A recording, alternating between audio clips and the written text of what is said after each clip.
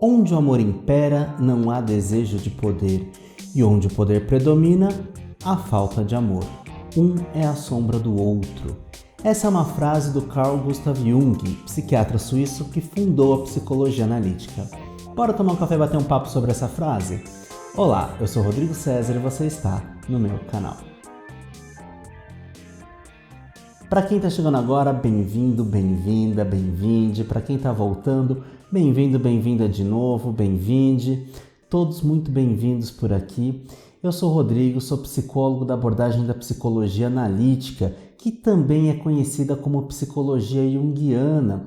Sim, aqui a gente sempre faz no canal, algumas abordagens sobre arte, cultura e comportamento, porque eu também sou ator e dramaturgo, então eu acabo mesclando todos esses conteúdos aqui no canal.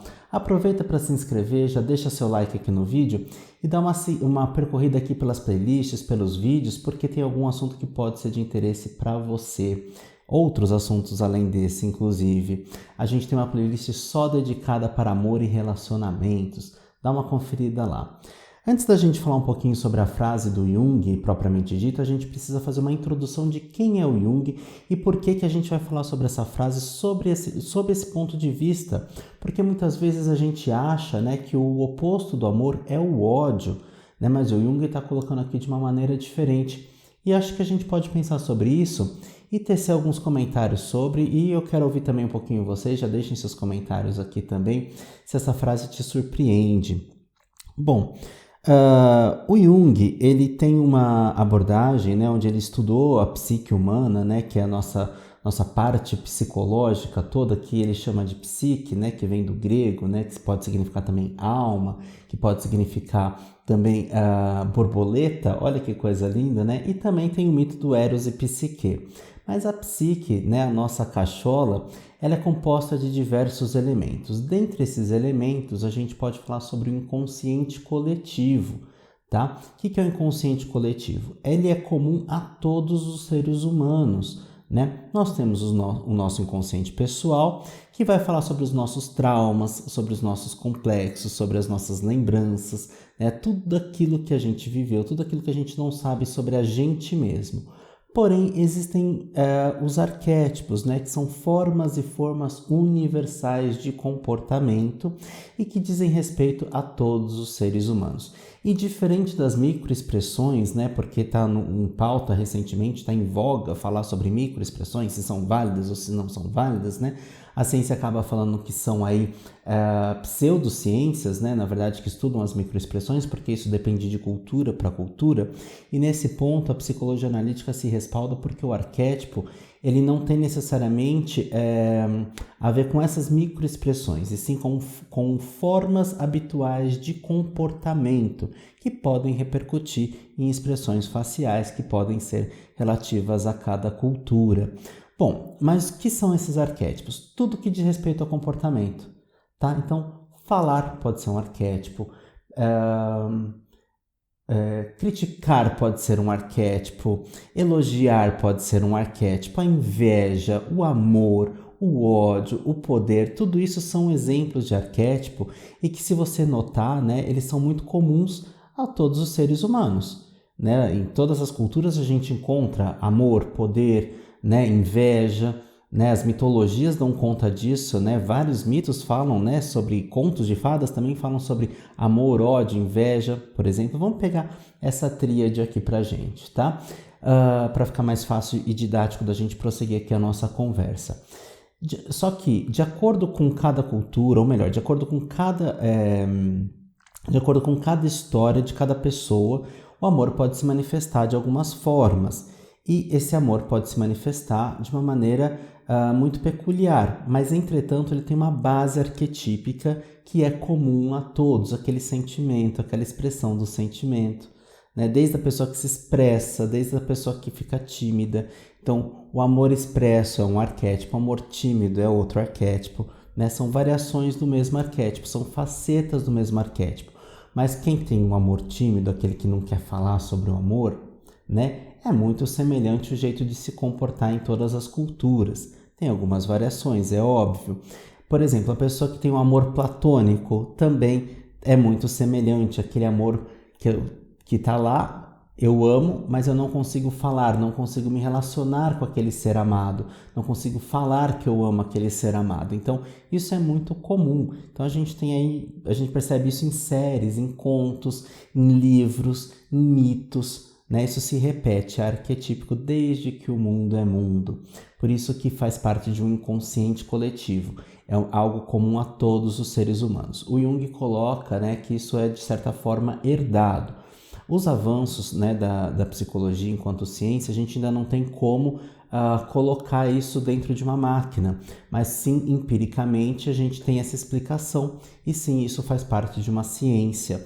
Então, por isso que a gente fala que a psicologia analítica ela é toda empírica, tá? Só colocando essas questões porque algumas pessoas podem confundir, porque o Jung, ele sim, foi tido como um místico, mas porque ele estuda os mistérios, tá? E aí ele vai para entender toda a história da humanidade, ele parte para buscar ali a alquimia, o próprio misticismo no sentido de esoterismo, no sentido também de cartomancia. Ele faz todas essas questões que a psicologia, né, como ciência, algumas delas a psicologia enquanto ciência não aprova, mas ele vai estudar porque não é porque não aprova no laboratório, né? Por exemplo, você não tem aquele padrão de repetição que você não consegue versar sobre, não consegue dizer sobre aquilo que você está observando.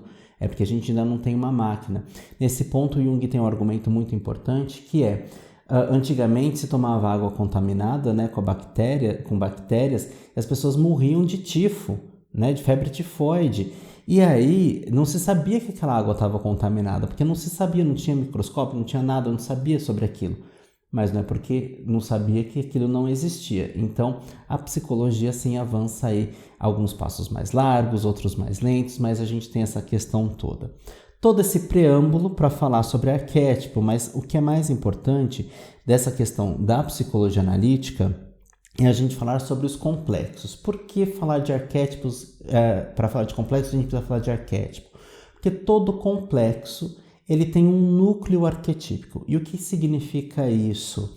A gente acaba tendo, né, esses comportamentos que são arquetípicos, mas quando eles constelam de uma maneira negativa, devido a uma experiência traumática, que é uma experiência com uma grande carga afetiva, uma intensa carga afetiva, uma situação às vezes muito desprazerosa também, a gente constela ali, a gente cria esse complexo, e quando ele entra em ação, ele está constelado, né? Ele tem uma predominância em modificar o nosso comportamento habitual. Por isso que às vezes a gente olha para uma pessoa e fala assim, nossa, fulano nem parece fulano, né? Tá agindo de uma maneira tão esquisita.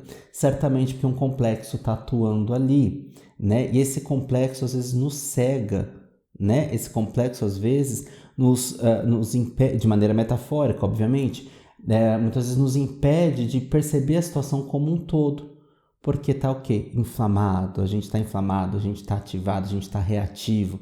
Então esse é o papel do complexo. Então por que falar do amor e o poder? Né? Que tem aquela música da Rosana, inclusive, né? O amor e o poder, que é aquela que você deve ter ouvido já uma vez, que é como uma deusa. Mas o amor e o poder, né? Qual a questão entre o amor e o poder? Como eu disse num outro vídeo, eu vou deixar o link aqui na descrição, né? É um vídeo sobre o autocuidado, né, da saúde mental e da saúde física para o cuidar da relação. Eu disse lá que o poder, ele é vitorioso e o amor, ele é dadivoso, né? Então, o amor, né, ele não está preocupado em disputa, porque ele é dadivoso, né? Ele está ali abraçando. Já o poder não. O poder quer ter a vitória sobre o outro, o poder quer predominar sobre o outro, né? Então existe essa disputa.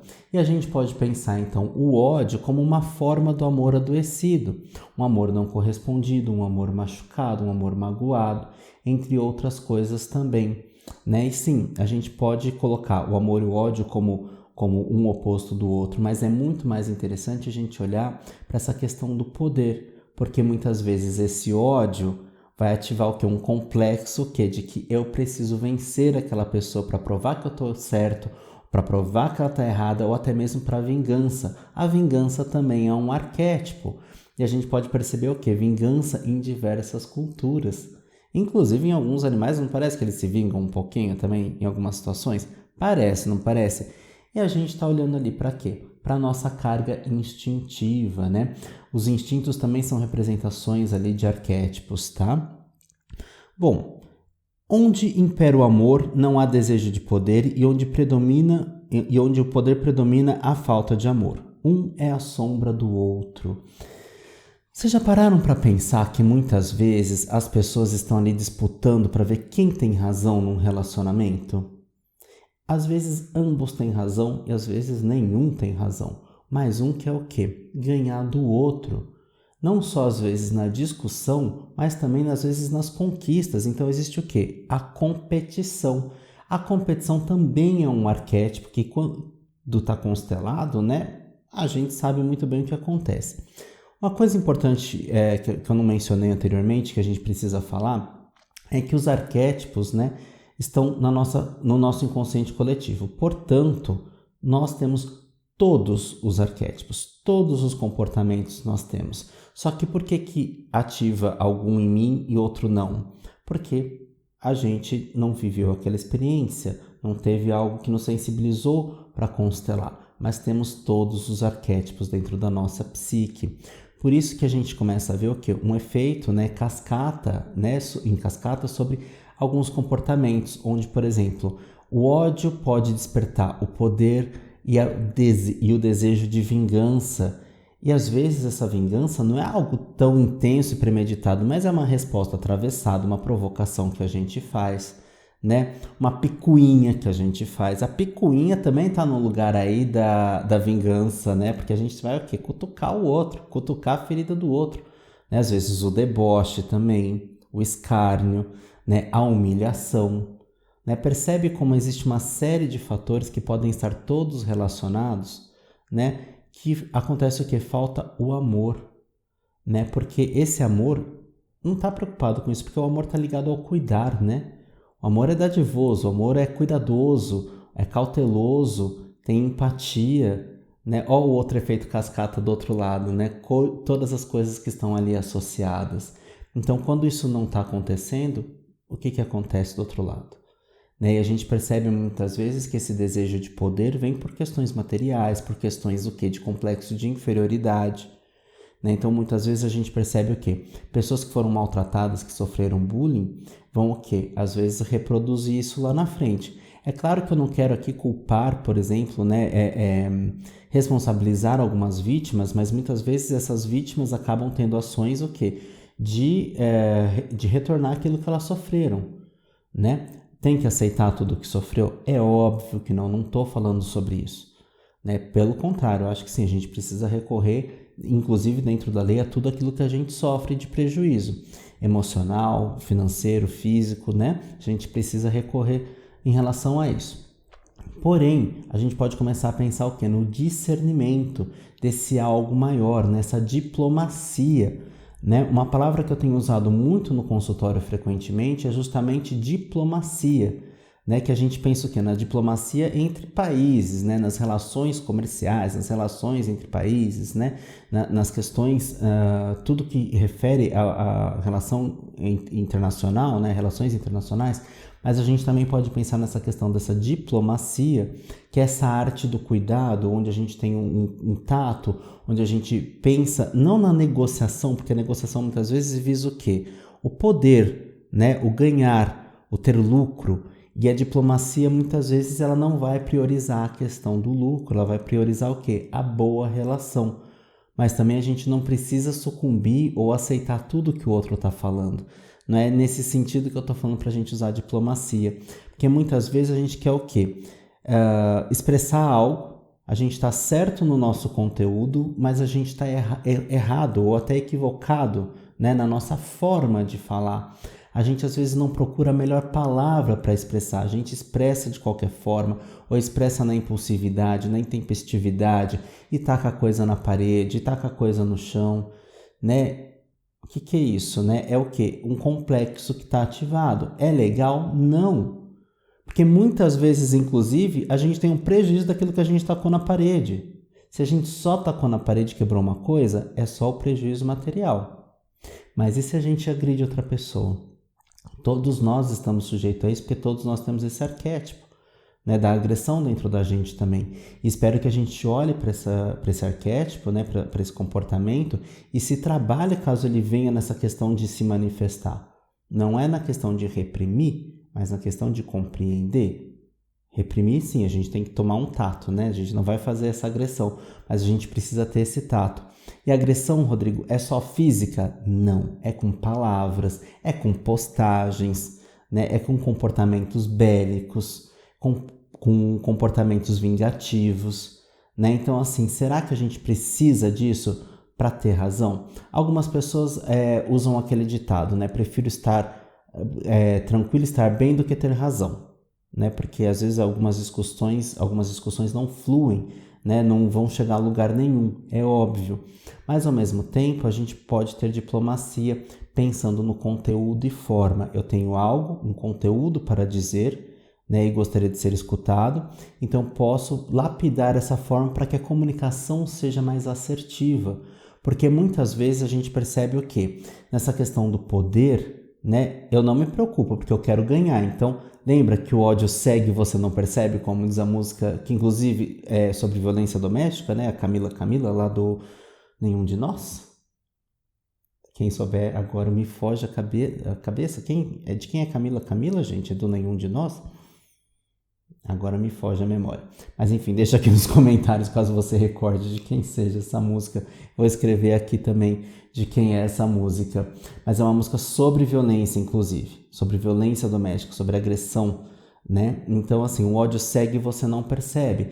E aí a gente fica o quê? Metralhando palavras, a gente fica jogando muitas palavras na discussão, na ânsia de ter razão, na ânsia de conquistar o pódio, a taça do poder, a medalha de que estou certo, né? A estrelinha dourada, e a gente não se preocupa nem com o bem-estar do outro, muito menos às vezes com a forma com que a gente fala, que às vezes é ferina, mas às vezes a gente também não se preocupa em ser compreendido e comunica de qualquer jeito, e aí o outro entende o melhor que ele pode também, às vezes entende de qualquer jeito, e às vezes não está predisposto a entender, né?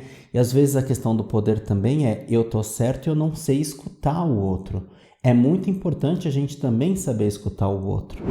Se você está curtindo esse vídeo, já deixa seu like, aproveita para se inscrever no canal, porque a gente está numa campanha de 1000 inscritos.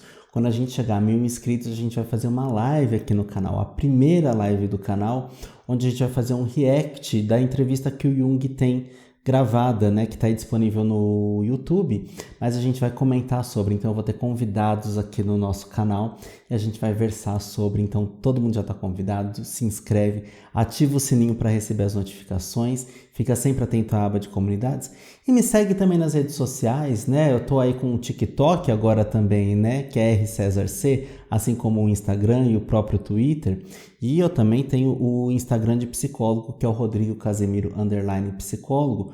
Todas essas informações estão aqui na descrição do vídeo, né? Os links estão todos ali. Então aproveita para me seguir, a gente se segue de volta, a gente acaba conversando sobre tudo aquilo que a gente precisa, porque lá nas redes sociais a gente acaba conversando mais de pertinho.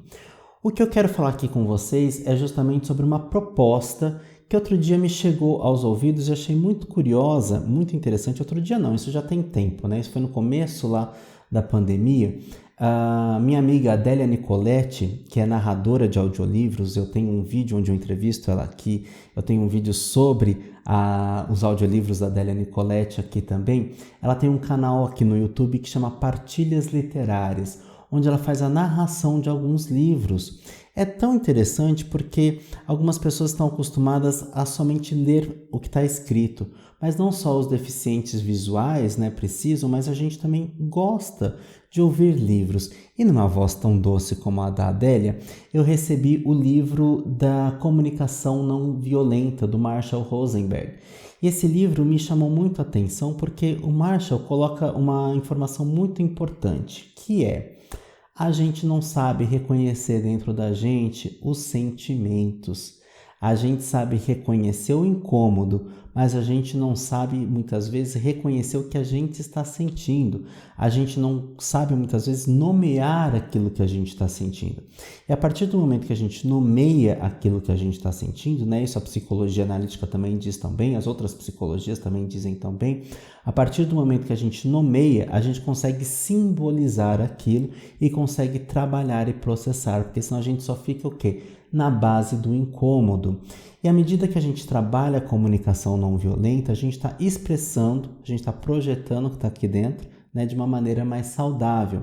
E para isso, ele tece ali uma fórmula, né, posso dizer assim, mas uma estrutura de comunicação onde a gente pode pensar na maneira que a gente está se comunicando e em como a gente pode lapidar melhor a nossa comunicação, não só para ser melhor entendido, mas também para a gente alcançar o quê? O desarmamento do outro, que às vezes está o quê? Inflamado também.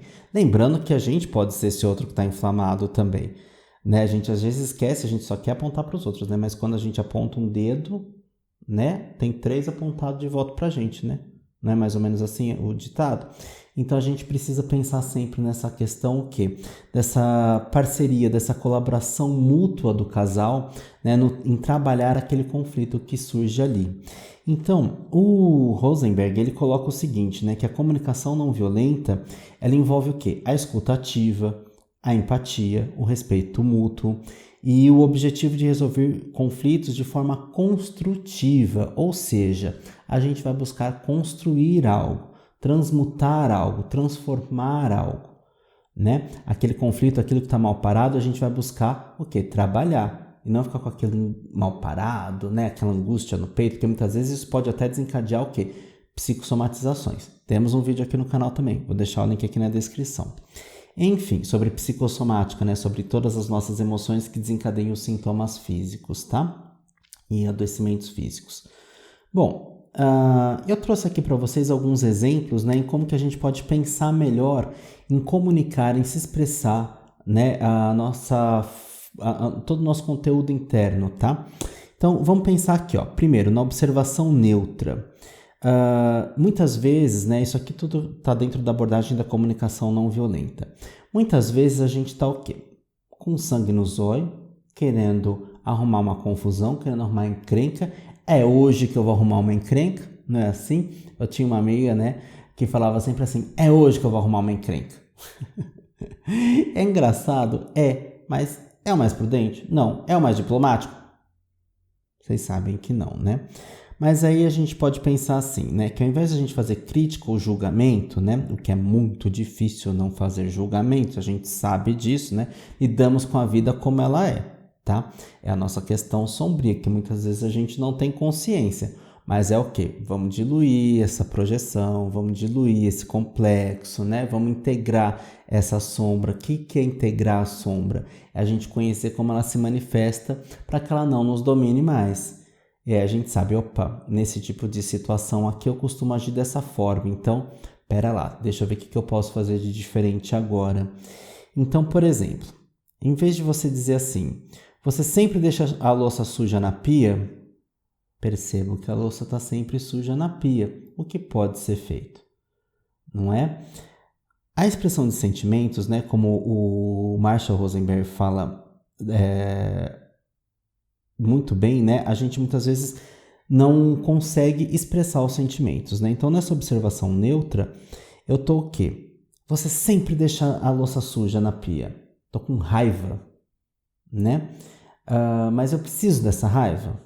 Por que o outro sempre deixa a louça suja na pia? Porque muitas vezes é um hábito, né? E a gente pode construir hábitos. Percebo que a pia está cheia de louça suja, né? O que pode ser feito a respeito, né? O que a gente pode pensar, planejar a respeito? Como a gente pode dividir as tarefas, né?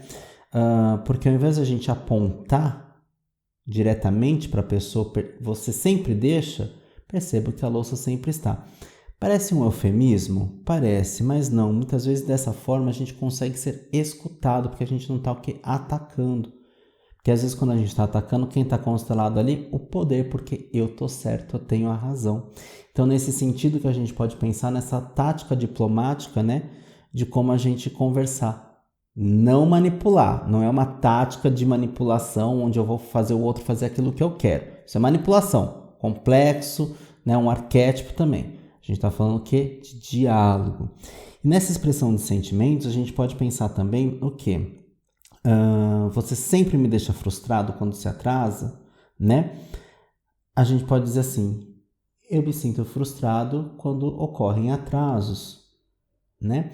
Uma coisa interessante que o Marshall coloca é o seguinte, que quando a gente expressa algo, né, a gente tem uma estrutura, né? A gente situa o que acontece, como eu me sinto e a gente faz um pedido em seguida. Sempre me sinto frustrado quando se atrasam, por isso que eu peço que você organize sua agenda e compareça no horário. Mas espera lá, a frustração é minha porque é de uma expectativa. Então, será que é a melhor forma de dizer, né? Me sinto desrespeitado quando ocorrem atrasos, porque parece que o meu tempo não é tão importante. Por isso, peço que você reveja seus horários, a sua agenda e se organize melhor para chegar no horário. É uma outra forma de dizer também.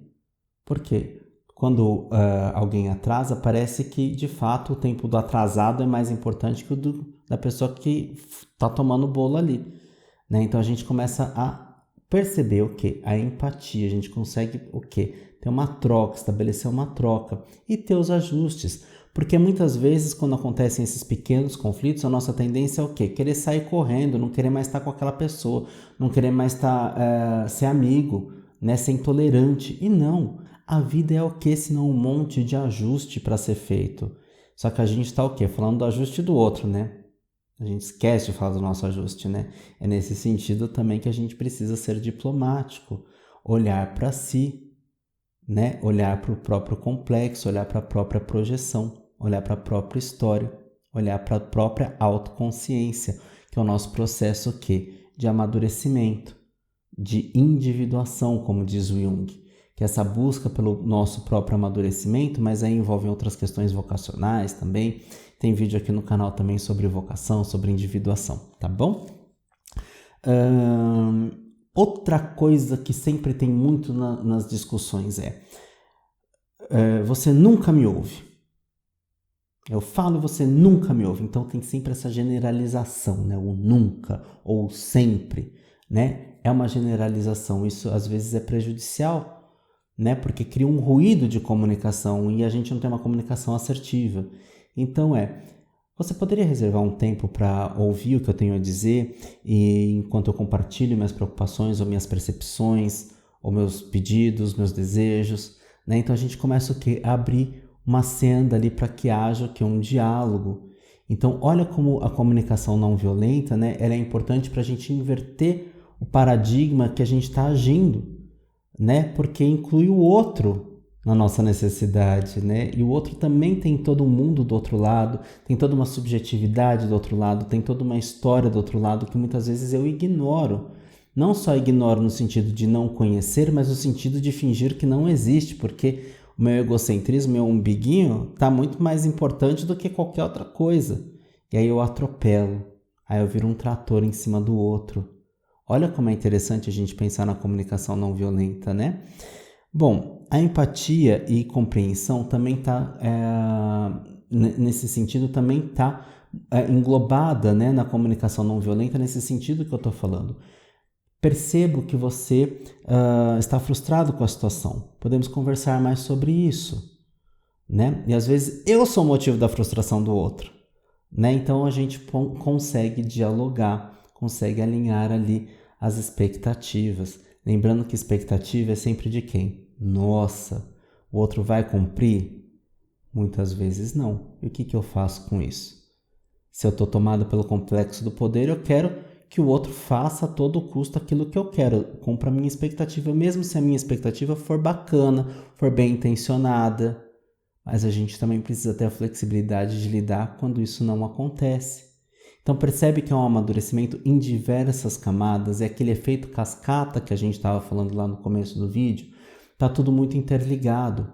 Por isso que não dá para a gente sair colocando fórmulas prontas, embora o Marshall Rosenberg ele traga para a gente ali uma estrutura de como a gente pode construir frases, e eu sugiro que vocês leiam um livro, ou até mesmo escutem o livro. Vou deixar o link da Adélia Nicoletti aqui com a leitura dela aqui na nossa descrição do vídeo, né? Se não tiver lá disponível agora, já se inscreve no canal dela, porque ela sempre coloca e retira, ela faz uma... Eu sempre bato aqui a minha generalização, sempre bato no microfone.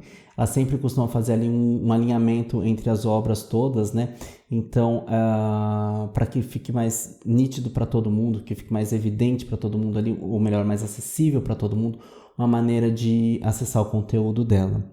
Então, às vezes ela administra colocando e retirando ali também, tá? Mas vejam, ouçam, leiam, tá? Porque é muito importante. A gente não precisa seguir à risca, porque eu sei que para algumas pessoas a comunicação não violenta, né, pode parecer algo meio mágico ou meio poliana, mas não é nesse sentido. É no sentido de despertar dentro da gente uma nova consciência em relação ao esmero, né, com a comunicação. A gente se preocupa tanto, por exemplo, com botox, com a roupa, com tanta coisa, com perfume, com a organização da casa, e às vezes a gente esquece o básico, que é o quê? A interação, a convivência, né? E o comunicar-se é das coisas mais importantes que tem, o expressar-se. E não necessariamente eu preciso ter a língua portuguesa, ou qual seja a língua, né? A gente não precisa ter o idioma necessariamente ali o mais culto possível, não. A gente consegue se comunicar às vezes de forma com palavras erradas, com a gramática incorreta, mas desde que a gente tenha esse cuidado em saber comunicar e também saber ouvir. Porque a comunicação não é só dizer, é também saber escutar. Lembra escutativa? E a escuta não é só da palavra, é também da expressão corporal, é também da expressão escrita, né? Mas também da expressão corporal, da percepção do outro, do tônus do outro, de como o outro tá, né? Do jeitão que o outro tá. Então, tudo isso é o quê? A comunicação, a convivência, qual o impacto do que eu digo no outro e vice-versa. E aí a gente abre espaço para diálogo. Muitas vezes na terapia de casal, o que acontece? Os casais não estão conversando, o básico, porque estão em pé de guerra. Não conseguem comunicar aquilo, e às vezes estão comunicando, os dois estão falando a mesma coisa com palavras diferentes. E se a gente pensar, por exemplo, na abordagem junguiana, a gente tem as tipologias, né? O introvertido e o extrovertido, e as funções. Pensamento em oposição ao sentimento, intuição em oposição à sensação. E aí, se são parceiros com tipologias opostas, né? Um está falando, escolhe até uma palavra. Por exemplo, o tipo pensamento pode falar assim: eu penso que isso, isso e isso, e o tipo sentimento, mas eu sinto que isso, isso e isso. E às vezes os dois estão falando a mesma coisa utilizando verbos diferentes, porque o que predomina na forma de perceber o mundo é a função: pensamento, sentimento, sensação ou intuição. Né? Sabe aquela coisa, a linguagem do amor? Que para um é importante o toque e para outro o importante é o tempo de qualidade.